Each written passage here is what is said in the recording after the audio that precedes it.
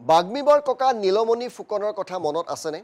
এইগৰাকী নীলমণি ফুকনে আচলতে প্ৰথমে 1930-40 দশকত অনুপ্ৰৱেশৰ কথাটো প্ৰথমবাৰলৈ উনুকাইছিল আৰু সজাগতা সৃষ্টিৰ চেষ্টা চলাইছিল। কিন্তু দুখৰ বিষয় যে 1930-1940 চনতেই অনুপ্ৰৱেশকাৰী বিৰুদ্ধে মাত মতা এইগৰাকী নীলমণি ফুকনৰ মাটি ভেটি এতিয়া বেদখলকাৰীৰ কবলত পৰিছে। যোৰহাটৰ পৰা বিশেষ খবৰ আমি লৈ আহিছোঁ। বাগ্মীবৰ নীলমণি ফুকনৰ বাসগৃহ এতিয়া বেদখল হৈছে।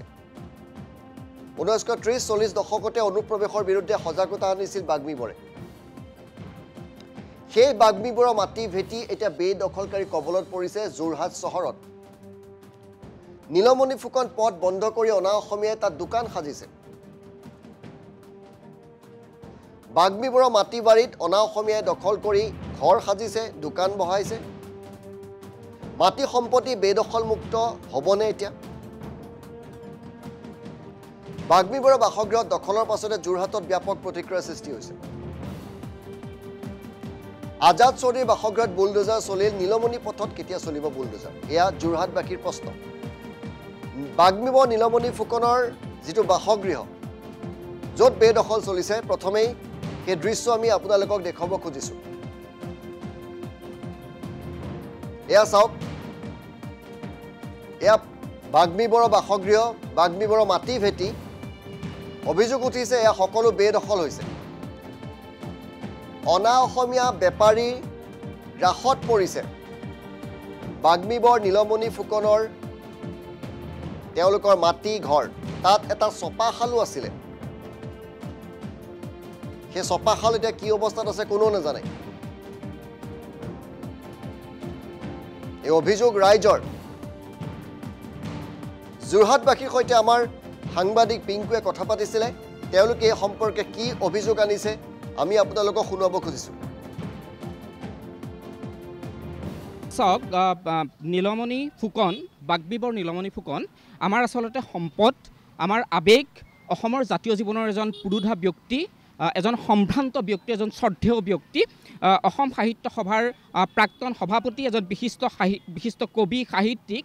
গতিকে তেখেতক আচলতে অসম চৰকাৰে আজিলৈকে তেখেতক আপোনাৰ সন্মান দিয়াটো আমি দূৰৰ কথা কৈছোঁ, কিন্তু তেখেতৰ যিটো বাসস্থান, সেই বাসস্থানটো আজিৰ তাৰিখত যিটো উচ্ছেদ আপোনাৰ বেদখল চলি আছে, সেইটো সঁচাকৈ আজিৰ তাৰিখত দুৰ্ভাগ্যজনক। আমি পৌৰসভাক এই কথাটোত গৰিহণা দিছোঁ।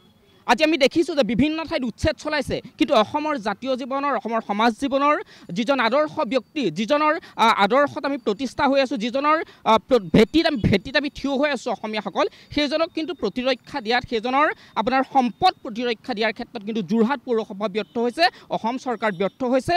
আমি এই স্থানৰ পৰা অসম চৰকাৰ আৰু পৌৰসভাক এইটো কথা আজিৰ তাৰিখত দাবী জনাইছোঁ। আপোনালোকে যেনেকৈ বেলেগ বেলেগ জেগাবিলাক যোৰহাটত উচ্ছেদ কৰিছে, বেলেগ বেলেগ মানুহৰ ঘৰ আপোনালোকে বুলডোজাৰ লগাই ভাঙি পেলাইছে, আমি আশা কৰিছোঁ আপোনালোকে নীলমণি ফুকনৰ, বাগ্মীবৰ নীলমণি ফুকনৰ এই সম্পদ ৰক্ষাৰ কাৰণে আপোনালোকে প্ৰয়োজন হ'লে কিন্তু বুলডোজাৰ লগাবলৈ বাধ্য হ'ব লাগিব।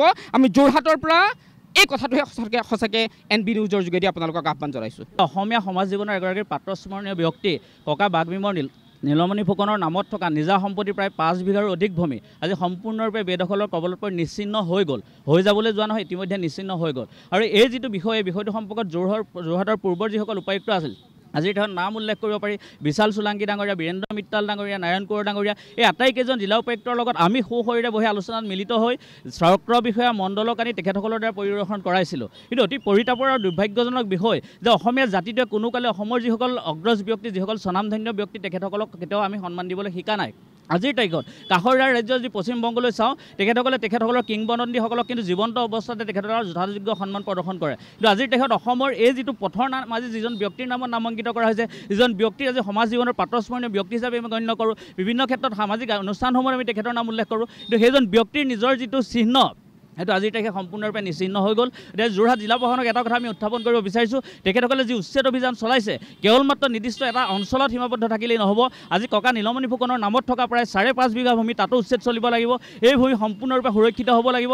ঠিক সমান্তৰালভাৱে টোকোলা নদীৰ দুই পাৰে বিভিন্ন স্থানত বেদখল আছে যিটো এটা সময়ত আমি বোকাত নামি প্ৰশাসনৰ লগত ৰঙা চিহ্ন মাৰ্কিং কৰিছিলোঁ আজি ভোগদৈ নদীত বেদখল আছে বিভিন্ন স্থানত ইয়াৰ পৰা কিছু দূৰত যদি আপুনি যায় যোৰহাটৰ স্বাস্থ্য বিভাগৰ যুটীয়া সঞ্চালকৰ কাৰ্যালয়ৰ একাংশ ভূমি আজি বেদখল কৰি তাত বৃহৎ অট্টালিকা নিৰ্মাণ কৰিছে বনিয়া গোষ্ঠীয়ে এই সময়তো কিন্তু সমান্তৰালভাৱে প্ৰশাসনে চকু দিব লাগিব আৰু উচ্ছেদ কৰিব লাগিব এইটো আৱাসগৃহ ইতিমধ্যে জনাইছে যে 5 বিঘা মাটি আছে 5 বিঘা মাটি অনা অসমীয়া বেপাৰীবিলাকে দখল কৰি পেলাইছে ককা বাগ্নিবৰ নীলমণি ফুকনৰ 5 বিঘা মাটিত অবৈধ বেদখল চলিছে এই বেদখলৰ পৰা মুক্ত কৰা দাবী জনাইছে 3জনকৈ যোৰহাটৰ আয়ুক্ত উপায়ুক্তক অভিযোগ দিছে কিন্তু কাম হোৱা নাই ইতিমধ্যে আজাদ চৌধুৰী বাসগৃহ উচ্ছেদ চলোৱা হৈছে নীলমণি ফুকনৰ এই 5 বিঘা মাটি যিসকলে দখল কৰিছে তাত এতিয়া বুলডোজাৰ চলোৱাটো বিচাৰিছে যোৰহাটবাসী